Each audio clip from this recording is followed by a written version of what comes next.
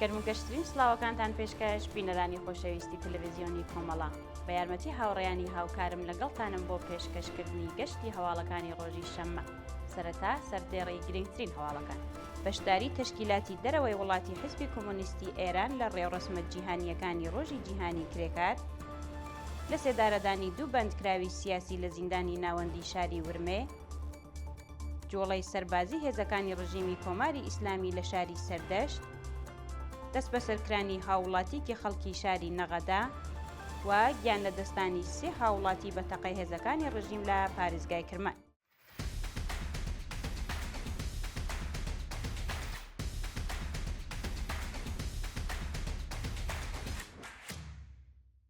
درێژەی هەواڵەکان. بەشداری تەشکیلاتی دەرەوەی وڵاتی حیزبی کۆمۆنیستی ئێران لە ڕێوڕسمە جیهانیەکانی ڕۆژی جیهانی کرێکار. بەپێی ئەو وێنانە و ڕاپۆرتانەیە کە بەدەستمان گەیشتوون، ڕۆژی ڕابردوو هاوکات لەگەڵ بەڕێوەچوونی چەندین ڕێوڕسمی جیهانی ڕۆژی جیهانی کرێکار لە چەندین وڵاتی ئوروپایی، تەشکیلاتی دەرەوەی وڵاتی حیزبی کۆمۆنیستی ئێران بە شێوەیەک چالاک بەشداریان لە ڕێوڕسمەکاندا کرد. راپۆرتەکان ئاماژە بەوە دەکەن کە لە شاری ئۆسلۆی نۆروێژ ڕێوڕسمێک بە بەشداری هەزاران کەس لە کرێکاران و هێزە سیاسیەکان لە مەیدانی کرێکار بەڕێوەچوو نوێنەرانی حیزب و ڕەوتە چەپەکان و تاریکیان پێشکەش کرد. هەروەها ئەندامانی تەشکیلاتی دەرەوەی وڵات بە بەشداریان لە ڕێپێوانەکە، بەرزکردنەوەی ئاڵا و وتنەوەی دروشمەکانی پەیوەندیدار بە داخوازیەکانی کرێکاران لە جیهان بە شێوەیەکی چالاک بەشداریان لە ڕێپێوانەکەدا کرد. هەروەها لە شاری گۆتۆنبۆرگی سوئێد ڕێپێوانێکی گەورە بە بەشداری کرێکاران، چالاکانی کۆمەڵایەتی و هێزە سیاسیەکان بەڕێوەچوو ئەندامانی تەشکیلاتی دەرەوەی وڵاتی حیزبی کۆمۆنیستی ئێران بەرپرسیارانە لەو ڕێوڕسمەدا بەشداریان کرد. لە هەمان کاتدا لە فرانکفورتی ئاڵمان ڕێوڕسمی ڕۆژی کرێکار بە بانگهێشتی یەکیەتیە کرێکاریەکان بەڕێوەچوو بەشداربووان بە وتنەوەی دروشمی پەیوەندیدار بە داواکاریە مەعیشەتیەکان و ڕەخنەگرتن لە سیاسەتە ئابوووریەکان لە ڕێپێوان و کۆبوونەوەکاندا بەشدار بوون. لەو ڕێوڕسمەشدا تەشکیلاتی دەرەوەی وڵاتی حیزبی کۆمۆنیستی ئێران بە بەرپایی ستەند و چالاکی تەبلیغاتی لەگەڵ هێزەکانی تر ئامادە بوو شایانی باسا کە لە ڕێوڕسمەکەی ئۆسلۆدا لایەنگەرانی ڕژیمی کۆماری ئیسلامی کە بە مەبەستی تێکدانی ڕێپێوانەکە بە ئاڵای کۆماری ئیسلامیەوە تێکەڵی ڕێپێوانەکە ببوون، لەلایەن بەشداربووانەوە ناچار بە بەجێهێشتنی شوێنی مەراسمەکە بوون.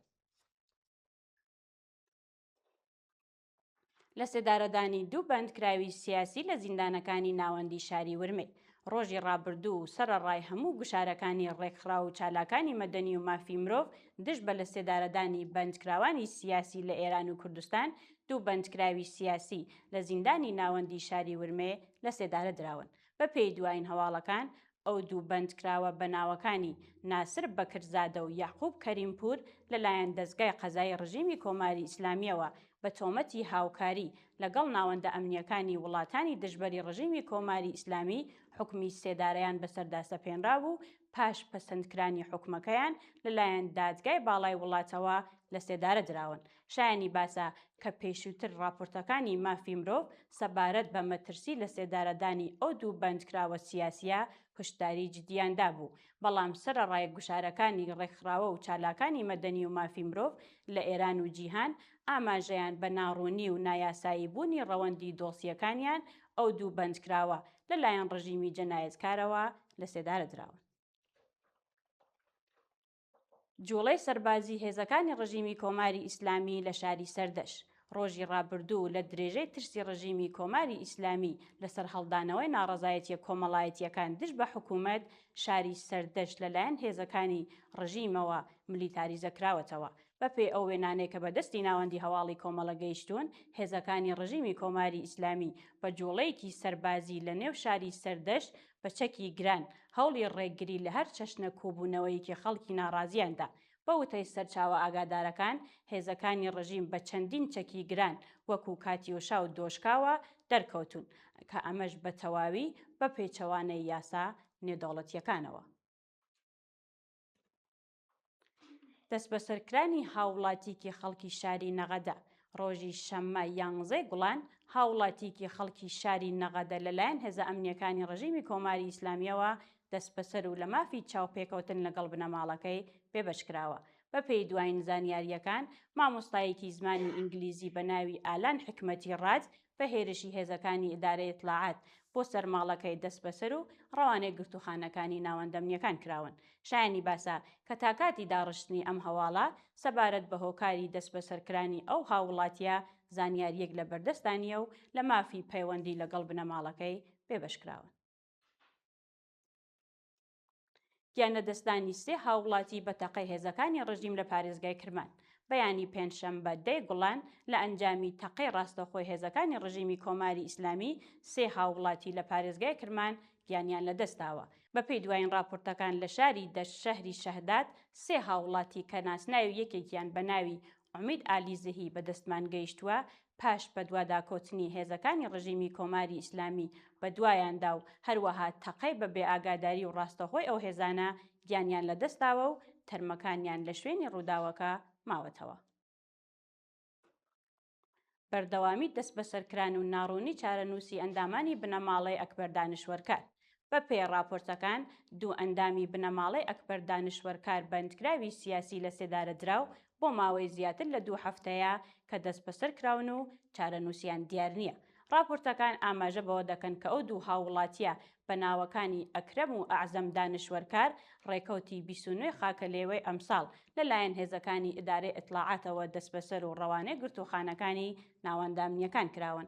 شایانی باسا کە سەرەڕای بەدواداچوونی بنەماڵەکەیان و کۆمەڵێک لە چالاکانی مەدەنی و سیاسی لەسەر دۆخی تەندروستیان تا کاتی داڕشتنی ئەم هەواڵە زانیاریەک لە بەردەستانیە و لە مافی دەستڕاگەیشتن بە پارێزەری سەربەخۆ پێبەشکراون.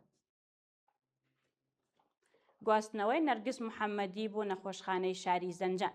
بە پێی راپۆرتەکان نەرگس محەممەدی چالاکی سیاسی و براوەی خەڵاتی نۆبێل بەهۆی خراپی دۆخی تەندروستی ڕەوانەی نەخۆشخانەی شاری زەنجان کراوە. بە وتەی سەرچاوە ئاگادارەکان ناوبراو پاش بێهۆشبوونی بەهۆی خراپی دۆخی تەندروستی بۆ نەخۆشخانە گواستراوەتەوە و ئێستا دۆخی تەندروستی ناجێگیرە. بە پێی راپۆرتەکان ئەو چالاکوانە کە تووشی نەخۆشی دڵ بووە پاش گواستنەوەی بۆ نەخۆشخانە لە بەشی CCU لەژێر چاودێری پزیشکیدایە، بەڵام هێشتا دۆخی تەندروستی نۆرمال نەبووەتەوە. شایانی باسا کە لە ڕۆژانی ڕابردوودا چەندین جار لەلایەن پزیشکی زیندانەوە پێشنیار کرابوو کە ناوبراو ڕەوانەی نەخۆشخانە بکرێت، بەڵام ئەم داخوازیە لەلایەن بەرپرسانی زیندانەوە ڕەت کرابووەوە. دو هەواڵمان سەبارەتە بە درێژەی پچڕانی هێڵی ئینتەرنێتی نێودەوڵەتی لە ئێران. بە پێی دوایین راپۆرتەکان هێڵی ئینتەرنێتی نێودەوڵەتی لە ئێران بۆ ماوەی زیاتر لە 1444 کاتژمێرە داخراوە و هاوڵاتیان لە مافی پەیوەندی لەگەڵ دەرەوەی وڵات بێبەشکراون. راپۆرتەکان ئاماژە بەوە دەکەن کە شارومەندان لە ئێران کە بۆ ماوەی زیاتر لە 63 ڕۆژە لە هێڵی ئینتەرنێتی نێودەوڵەتی بێبەشکراون بە تەواوی لە بارودۆخی سیاسی و کۆمەڵایەتی بە بێ ئاگاداری ماونەتەوە و سەرەڕای ئەوەش ژمارەیەکی زۆر لە پیشە ئۆنلاینەکان بە تەواوی لە ناوچوون. شایانی باسە کە ڕژیمی کۆماری ئیسلامی بە دابینکردنی ئینتەرنێتی پرۆ بۆ کارمەندانی دەستگا حکوومیەکان هەوڵی داوە ناڕەزایەتیە کۆمەڵایەتیەکان کەم بکاتەوە، بەڵام کارمەندان و ڕێکخراوە جیاوازەکان بە توندی ئیدانەی گەڵاڵەی ئینتەرنێتی چینایەتیان کردووەتەوە. بینەرانی عەزیز و خۆشەویست، هەواڵەکانتان پێشکەش کرا. کات و ساتێکی خۆش بۆ هەموو لایتان.